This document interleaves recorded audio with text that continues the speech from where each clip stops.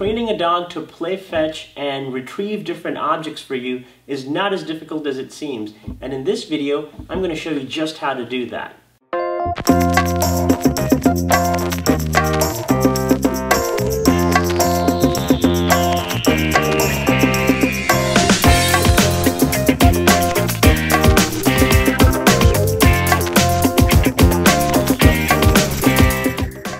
First, let's take a look at some of the benefits of teaching a dog to fetch. It allows you to exercise the dog more efficiently and maintain their health. This is important because most people don't have the luxury of spending all day with their dogs. Playing fetch can also enhance the relationship that you have with your dog because it is interactive and relies on cooperation. It can also help transition your dog to working for non-food-based reinforcers, because once the dog comes to see it as a fun game, we can use it as a currency in training. And finally, teaching a dog to hold, carry, and drop objects at a specified location can be a very useful task that many working dogs are expected to perform. The most effective way to teach this behavior well depends on breaking the task down into many separate little components and then working on each one of those separately before putting it all together. This is something that you want to work on at your dog's pace, and no two dogs are going to be similar in how they learn to do this. It can be tempting to move ahead quickly when you're teaching this, but if you have a dog that is unreliable with their fetch, I would strongly encourage you to patiently follow the steps that I'm about to outline. So let's take a look at the different parts of a fetch. First, the dog has to go to the object. The dog has to hold on to the object.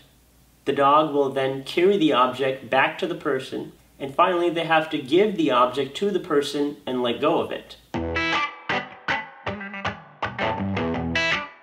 First thing that we'll work on is teaching the dog to hold the object in their mouth. Start by using something that is easy for the dog to hold. It could be something that you have already found that your dog likes to hold in their mouth, such as a favorite toy.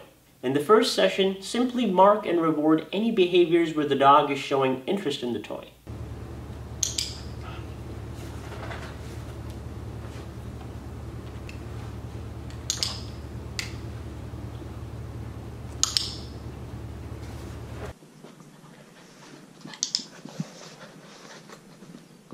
Be generous with your reward criteria at this stage in the game. Reward each behavior at least 5 to 10 times before moving on and asking your dog to do more.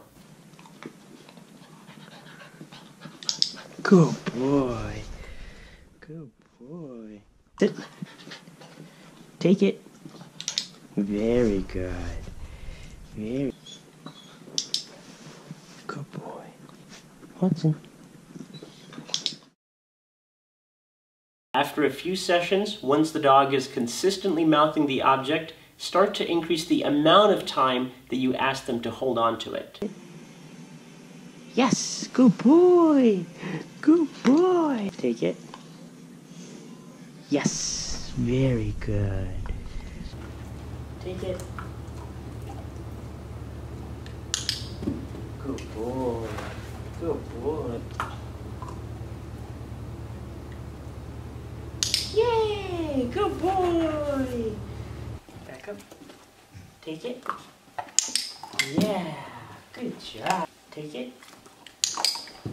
Good. Take it.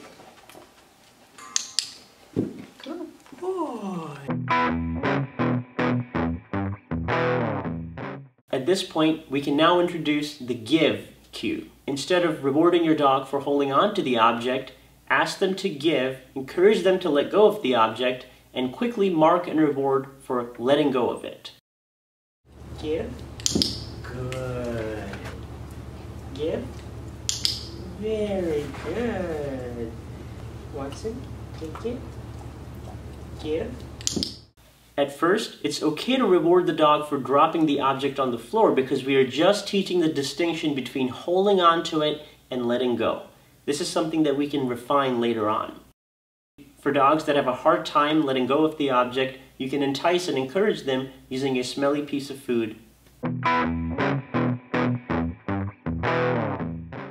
By this point, you should have a solid take it and give. It's now time to introduce some distance and encourage your dog to walk towards you with the object.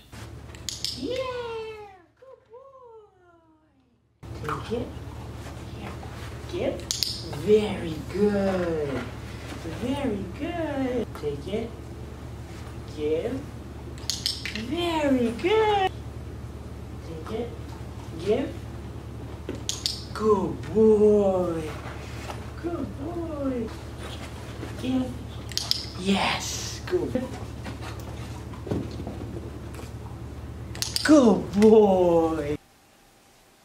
Take it. Give. Very good. Take it. Give. Good boy. Fetch.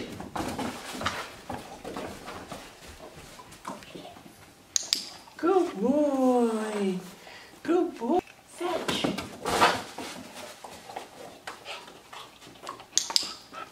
Good boy. Once the dog is fairly comfortable with bringing the same object to you over several sessions, you can now begin to introduce other objects. Fetch.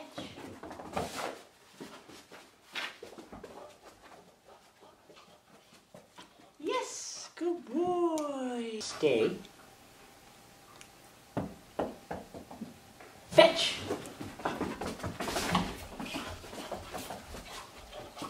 Good boy. You may have to go back to step one with a new object to help your dog translate what they already know to a different item. And after several days of practice, we can start to introduce distractions and practice this behavior in other settings, new environments. The real secret is to make the dog want to play the game more than anything else. And by teaching your dog to fetch through shaping as shown in this video, you get a very reliable behavior because the dog remains highly motivated to perform throughout the entire process. And you will also improve your dog's ability to learn because you're teaching them to problem solve and think. If you have found this tutorial helpful, please check out some of our other videos and support the channel by subscribing. Thanks for watching.